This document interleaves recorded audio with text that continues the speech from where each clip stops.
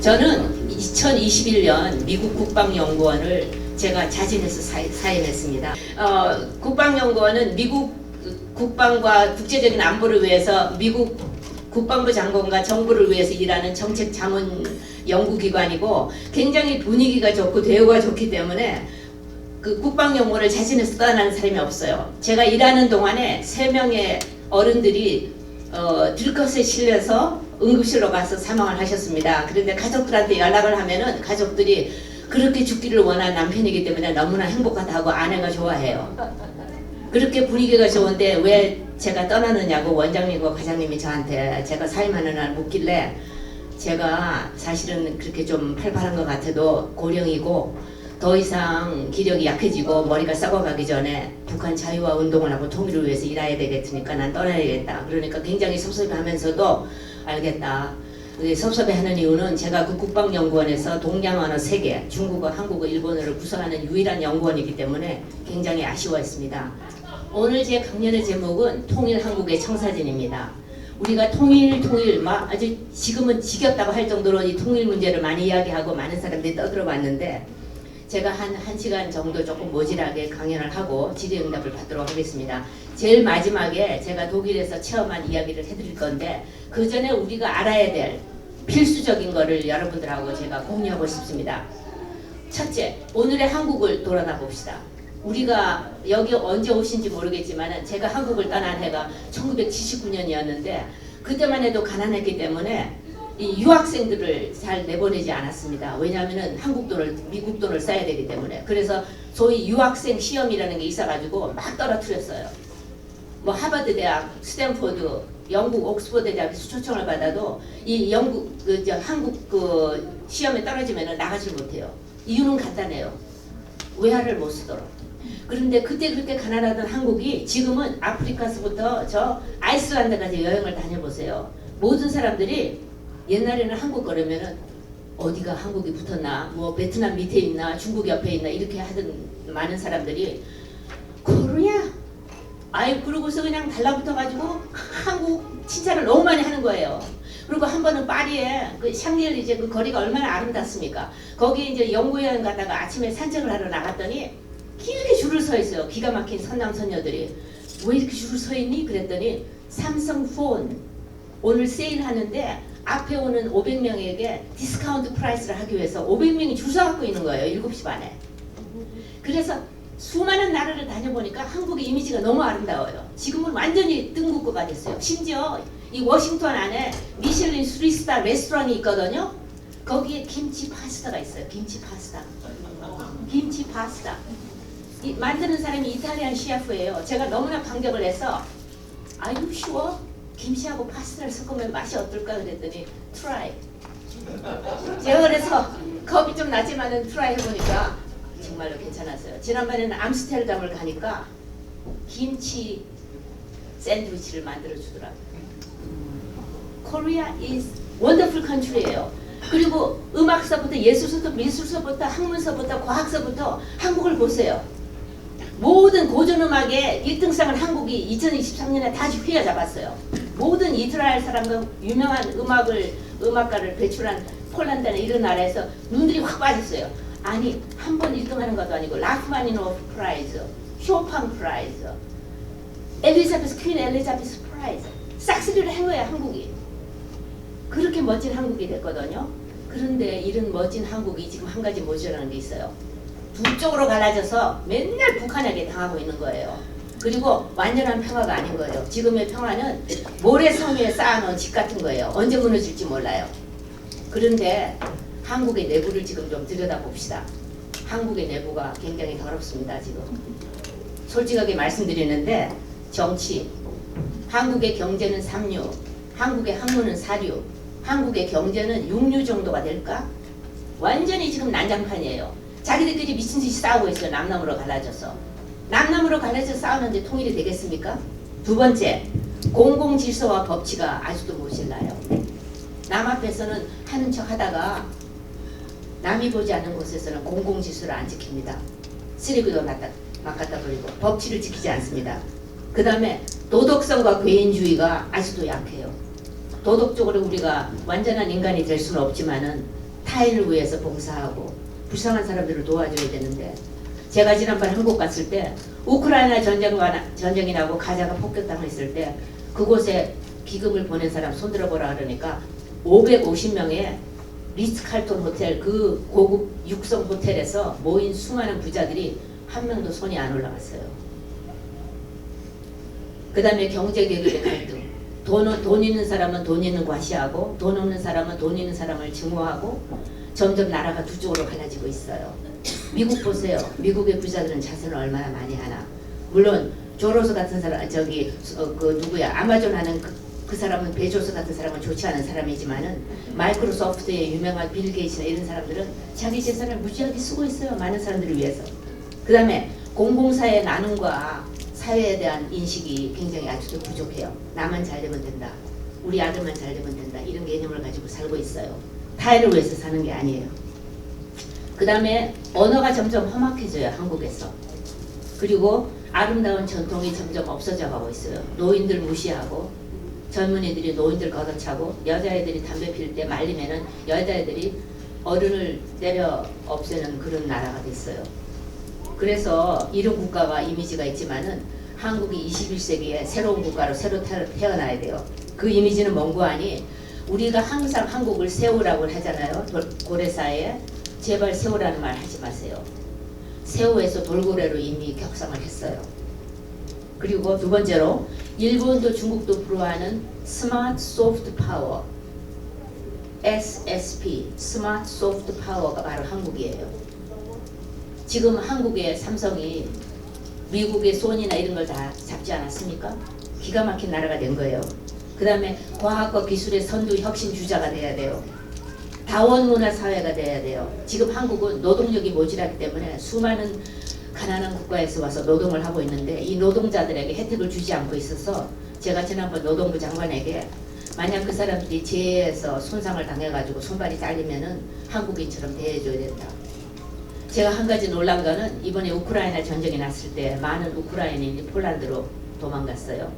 폴란드에서 그 사람들을 받아들여가지고 폴란드인들하고 똑같은 병원과 그 재정적 지원을 해주고 있어요. 얼마나 멋진 나라입니까?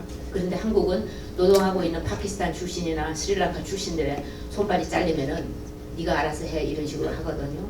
한국이 그래서는 안 돼요. 그 다음에 인류의 보편적 가치와 새로운 모델을 추구하는 멋진 국가가 돼야 돼요. 저는 한국이 통일만 되면은 전 세계에서 제일 아름답고 멋진 국가가 된다고 저는 완전히 확신하고 있어요. 통일이 관건이에요. 통일만 되면은 모든 게 다 돼요.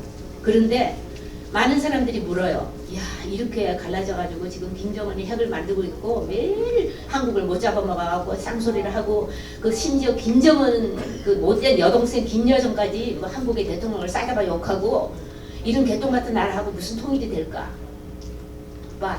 통일의 당위성은 반드시 있어야 되고 통일은 반드시 됩니다. 왜? 독재 국가가 100년 가는 나라가 하나도 없어요.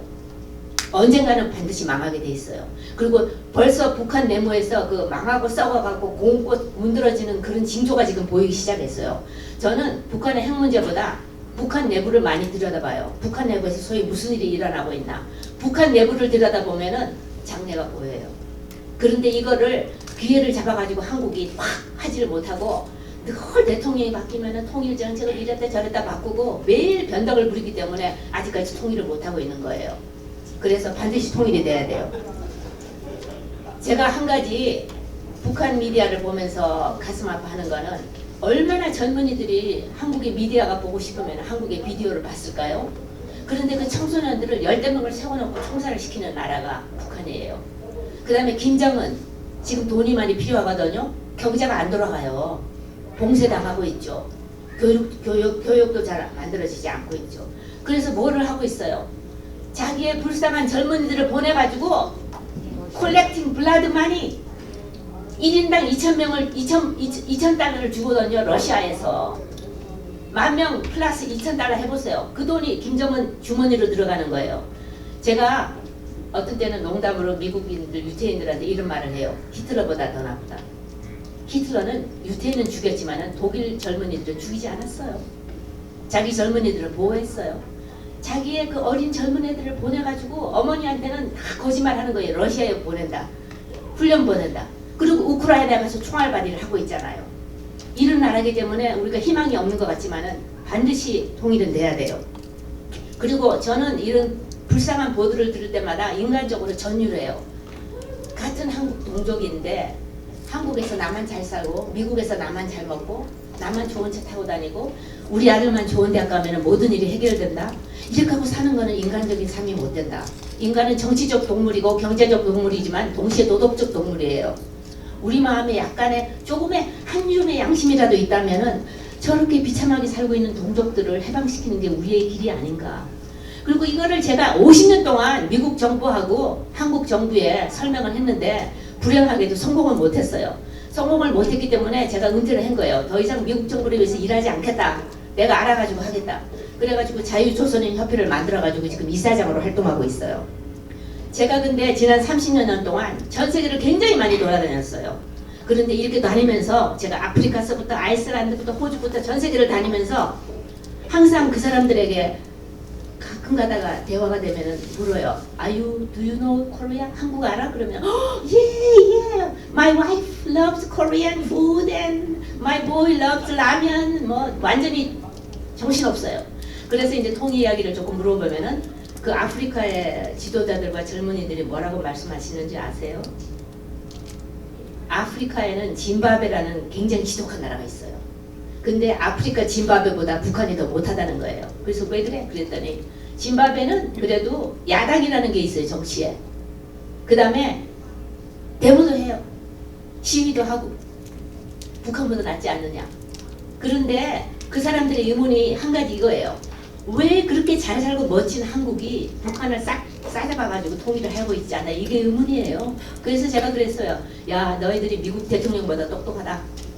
아프리카에서 이게 얻은 거예요. 제가 스리랑카를 갔어요. 스리랑카가 이 서남아시아 중에서도 제일 가난한 나라예요. 제가 갈 때 그 GDP가 1년에 개인 소득이 448불. 그런데 그 스리랑카 지도자들과 젊은 자들이 뭐라고 하는 줄 아세요? 스리랑카에 중국인들이 지금 항만을 건축하고 있는데 그 항만을 건축하는 제일 최악의 조건에서 지저분한 일을 하는 사람들은 다 북한 사람들이래요. 그래서 저를 항만에 데리고 가주겠대요. 그래서 제가 몰래 한번 가보자. 그래서 스리랑카 사람들하고 항만에 갔더니 아니나 다를까 북한 사람들이 노동을 하고 있어요. 근데 그 사람들에게 중국하고 스리랑카에서 주는 월급이 예컨대 한 달에 1,000불이라 그러면 900불은 김정은의 당 작업으로 들어가고 100불은 뭐 당이 뜯어먹고 군이 뜯어먹고 해서 집에 가는 거는 50불. 그렇지만은 야시장에서 50불을 팔으면 큰 돈이기 때문에 그 사람들이 그런 고통을 겪고 있는데 스리랑카의 지도자들조차도 저를 향해서 오 박사 why aren't you 통일을 왜 안 하고 있느냐 하면서 힘이 없어서 제가 그러면서 통일을 하도록 애를 쓰겠다 이렇게 말한 적이 있어요. 그래서 전 세계를 다니면서 얻은 교훈이 모든 전 세계의 주민들과 국가들이 한국을 굉장히 긍정적인 나라로 아름다운 나라로 보는데 동시에 한국을 좀 무시하는 그런 이미지가 있었다. 왜? 그렇게 멋지고 잘 사는 나라가 왜 북한을 저렇게 방치하고 있느냐라는 판단을 비판을 그 사람들이 하고 있더라고요. 우리보다 훨씬 똑똑한 거예요. 그래서 이제 조금 실질적인 문제로 들어가 봅시다. 통일하면은 제일 먼저 떠드는 사람이 누구예요? 한국에서 경제학자들, 은행가들, 자본주의자들 이 사람들이 제일 먼저 떠들어요. 통독할 때 완전히 소득이 망가질 정도로 비용이 많이 들어갔는데 우리는 안 된다. 비용이 억만금이 들어가는데 지금 한국에도 못 사는 사람들이 있고 실업자들이 많은데 경제 안 된다. 제가 정치학자라서 경제학자를 무시하는 게 아니라 경제학자가 이런 말을 하면은 완전히 무시하세요. 왜냐하면 제가 신뢰를 보여드릴게요. 사람이 사는데 중요한 게 뭐가 있어요? 의식주 아닙니까? 입고 자고 먹어야 되죠. 그래서 지금 한국의 현상을 봅시다. 한국의 먹는 것. 한국에서 식당과 집과 모든 파티 장소에서 하루에 버리는 폐기된 먹을 수 있는 음식의 양이 북한 전 주민을 일주일 동안 완전히 먹여 살릴 수 있는 양이 폐기됩니다. This is the truth. 이게 현실이에요. 조금만 덜 먹고 조금만 덜 아끼면은 먹는 데 들어간 돈 하나도 필요 없어요. 입는 것. 한국 사람들 얼마나 우사치를 합니까? 저는 이 옷도 한 10년 전에 산 옷이고 바지는 한 20년 전에 산 옷을 지금 입고 있어요. 깨끗하게 입기 때문에 잘 입고 있어요. 살도 별로 찌지 않고. 그런데 한국 가면은 저희 대녀들과 친구들이 야 나는 이제 뚱뚱해서 못 입겠다고 고구버들을 다 싹쓸이를 해서 저한테 줘요. 그럼 저는 받아갖고 와서 열심히 잘 입거든요. 그래서 제가 연구원에 다닐 때는 우리 연구원 친구들이 너는 한국 가면은 옷 쇼핑만 하고 간다 그래서 제가 속으로 웃었어요. 그런데 옛날에는 옷 사치가 옷 주기가 한 2년에 한 번씩 유행이 바뀌는데 요즘은요 한국 가면요 3주에 한 번 바뀌어요. 3주에. 근데 그 많은 옷들이 폐기가 되는 거예요. 그런데 그 많은 옷들을 북한 사람들한테 주면은 식 해결됐고 의가 해결된 거예요. 그 다음에 집. 한국에 이렇게 세금 비싸고 아파트값 비싸고 나도 집이 없는데 북한 사람들 그 이상한 사람들까지 끌어모아가지고 우리가 집 만들어줄 여유가 없다.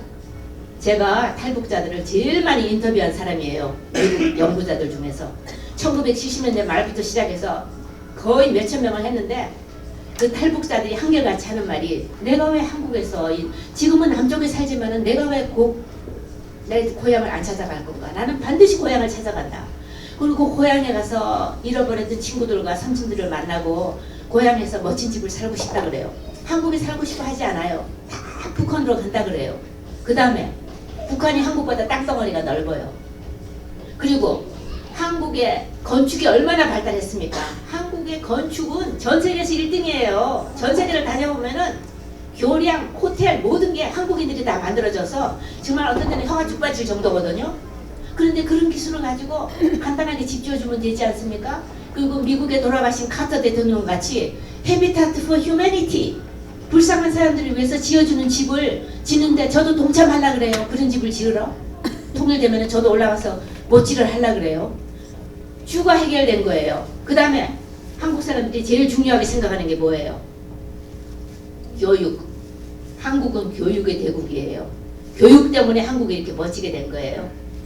교육 때문에 한국의 인재들이 미국에서도 멋진 일을 하고 있고 저도 뭐 좋은 머리를 받고 좋은 교육을 받았기 때문에 미국의 인재로서 활동을 한 거예요.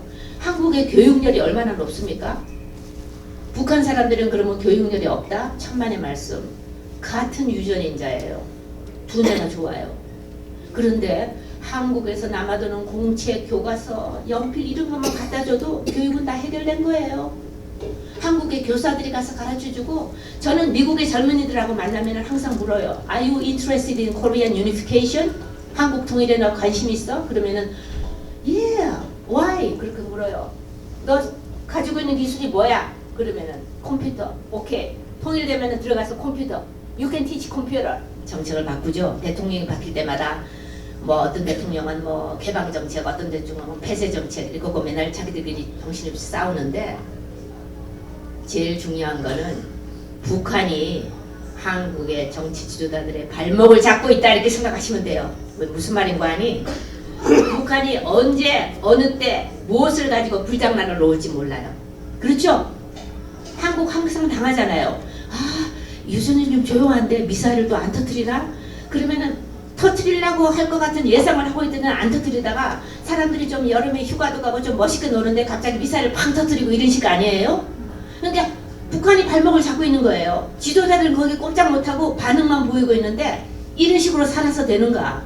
그래서 미국에서는 굉장히 저한테 질문이 많이 와요. 예컨대 뭐 연평도 사건, 천안함 폭침 이런 거 터지면은 저희 집에 불통이 나요. 전화가. 미국은 진정으로 통일을 원하는데 다만 미국 자체가 골치가 아픈 나라 아니에요? 전 세계적으로 경찰 노릇해야 되죠. 비용도 많이 들죠. 거기다가 또 대가리가 나쁜 이상한 대통령이 나왔으면은 그 다음엔 또 한국을 우습게 보는 그런 시대가 오잖아요. 그러니까 이 통일에 적극적으로 참가를 안 하지만은 미국의 전문가들과 엘리트들은 통일을 진정으로 원하고 있어요. 통일을 원하지 않는 사람은 이기적인 부자, 지위가 높고 자기만 잘 살고 북한 같은 그런 개똥 같은 민족을 받아들여 가지고 우리 삶을 망치게 하고 싶지 않다라는 그런 이기적인 한국인들 때문에 통일이 안 되는 거예요. 제가 독일에서 1년 살았어요. 제가 그때 랜드에서 산타모니카 랜드에서 근무할 때인데 제가 비교적 그 전략적인 머리를 가지고 있어요. 그 여자로서 맨날 이런 것만 들여다보는 게 아니라 항상 앞날을 바라봐요. 10년 뒤에는 어떻게 될까? 20년 뒤에는 어떻게 될까? 제가 독일을 이렇게 좀 유럽을 쳐다보고 있으니까 독일의 분위기가 심상치가 않아요. 1988년부터 물 밑바닥에서부터 수면이 움직이는 것이 보이는 거예요. 동독의 시민사회가 움직이기 시작하고 동독에서 내부에서 반발이 일어나기 시작하고 소련까지 변하고 있고 골바초프가 나오고 있고 이러니까 동독의 그 서독사의 벽에 금이 가기 시작했고 그래서 제가 화끈하게 느낀 게 동독의 시간이 오는구나 하고 했기 때문에 제가 랜드의 연구소에다가 제가 프로포즈를 했어요. 1년간 독일에 보내달라. 독일 통일을 연구하겠다. 그러니까 우리 원장님이랑 전부 다 하시는 말씀이 아니 너는 한국 학자고 동양 정치학자가 독일은 갑자기 무슨 일로 그러시다가 독일이 곧 통일될 건데 독일 다음에 통일될 가장 중요한 동맹은 어디 있어? 그러니까 한국이래요. 그래서 그러니까 내가 간다. 내가 가서 독일 통일의 과정을 공부를 해야 되겠다. 그러니까 아무래도 합리적으로 동독학자도 서독학자도 아닌 한국학자가 동양학자가 독일에 간다 그러니까 저더러 프로포저를 미국 국방성에다 내래요. 그래서 제가 20페이지의 프로포저를 냈어요. 제가 거기다 과감하게 썼어요. The signs, 통일의 사인이 보이기 시작하는데 심상치가 않다. 반드시 통일이 빨리 발생할 거야. 난 가서 현장에서 통일을 목격하고 통독 과정을 통해 가지고 한국에게 배울 교훈을 배우기 위해서 나는 가야 되겠다고 쫙 써서 보냈는데 미국 국방성에서 감동을 해가지고 즉시 보내라 그랬어요. 그래서 완전히 1년 월급을 받으면서 동독 그 서독에 가가지고 1년을 산 거예요. 그러니까 90년 8월에 도착했어요. 통독이 된 게 언제예요?